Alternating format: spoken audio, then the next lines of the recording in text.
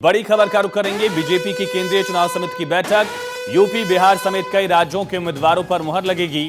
बैठक के बाद बीजेपी जारी कर सकती है 5वीं लिस्ट। यूपी बिहार के उम्मीदवारों के नामों पर मुहर लगेगी। यूपी की कई सीटों पर बीजेपी ने अभी तक प्रत्याशी नहीं उतारे हैं।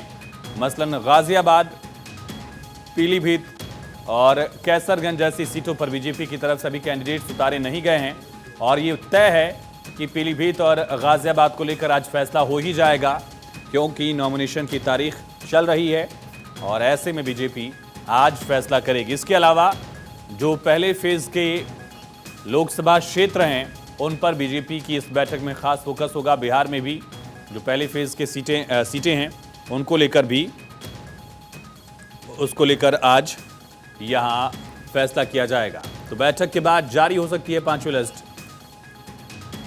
और ज्यादा जानकारी के साथ हमारे सहयोगी अक्षर राय फोन लाइन पर कनेक्ट है। अक्षर, कब तक बैठक होगी शुरू?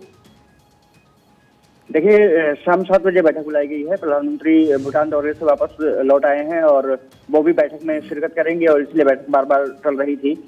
खबर आ रही है कि यूपी, बिहार, महाराष्ट्र, कर्नाटक सहित कई राज्यों की सीटों पर चर्चा होगी। राजस्थान की सीटें भी उसमें शामिल हैं। 10 सीटों पर चर्चा होगी।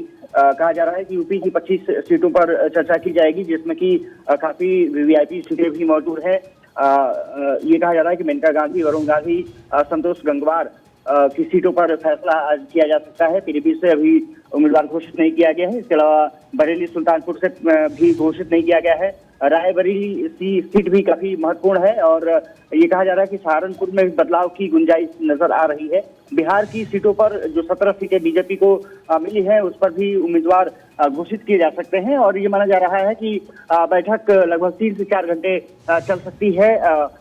उसके बाद आज देर रात या फिर कल दोपहर तक लिस्ट आने की संभावना जताई जा रही है। अक्षय, क्या आज लिस्ट जारी हो जाएगी ऐसी उम्मीद भी की जाए, खास करके जो कुछ सीटें फंसी हुई हैं कैसरगंज से ब्रजभूषण के नाम को लेकर, गाजियाबाद से आपने खुद बताया कि यहां पर चर्चा हो सकती है, तो ऐसी सीटों पर भी आज स्थिति साफ होने की उम्मीद की जाए क्या?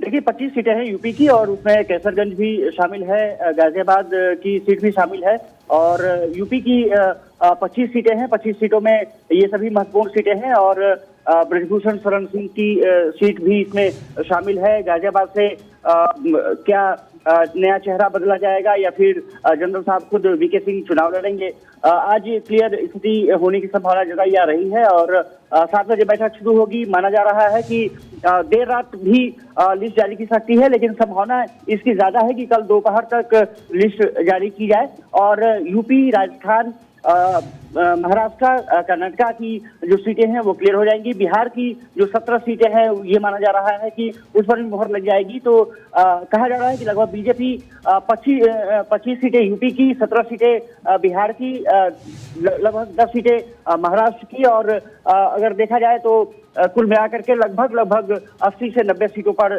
सब जो उम्मीदवार है वो घोषित कर सकती है। तमाम जानकारी के लिए अक्षय आपका बहुत शुक्रिया।